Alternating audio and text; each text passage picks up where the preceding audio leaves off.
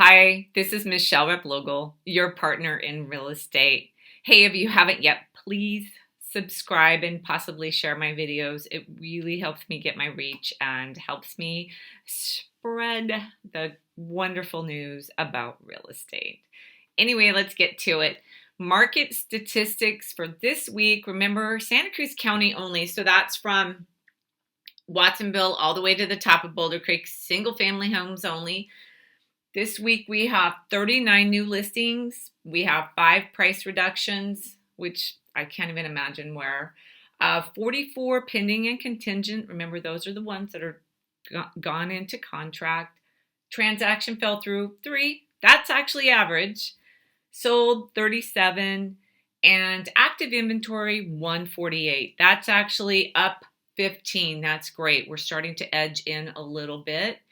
And I wanted to make sure that I touched on the seasonality of real estate here in Santa Cruz. So when the rains come or the kind of inclement weather comes, it comes at different times throughout the years. Some years it starts in November, it moves through January. Sometimes it doesn't even start till January, late February, and then it runs the spring.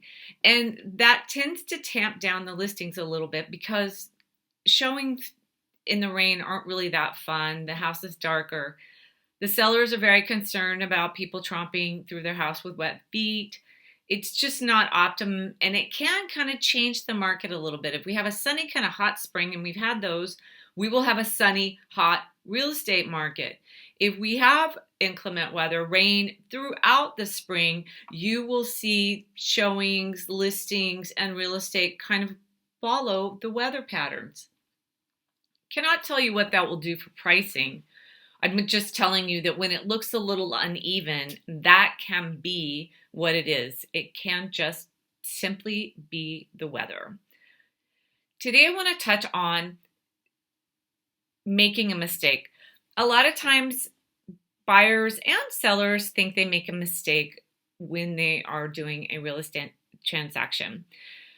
For instance, I have been talking to a gal about selling her home, and she sold a home years ago in a really good location, and she's still so upset about that it really makes it hard for her to make another move because she feels like she made a big mistake.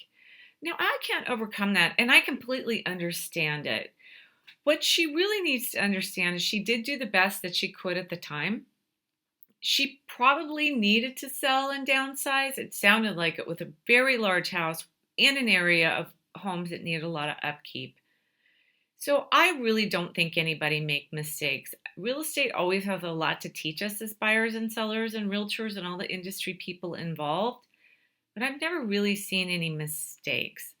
Now for buyers, I know they get concerned that they're going to pay a little too much, or they have a budget but the prices keep going out of their budget and they're just not sure. Well, maybe this isn't the time for you, and I completely understand that.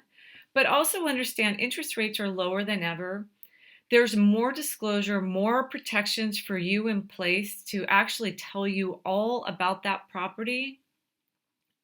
I just think that this is a good time if you can make it work.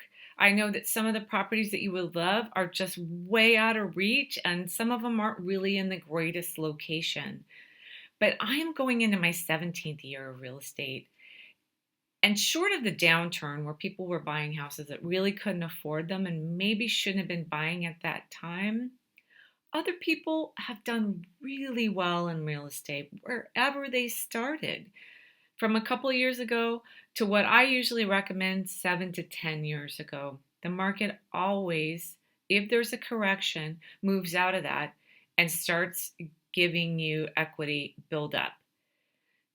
Bottom line, I know people feel like they've made mistakes in real estate, but they're probably not any different than mistakes that we would make in life, and we wish we hadn't made those either.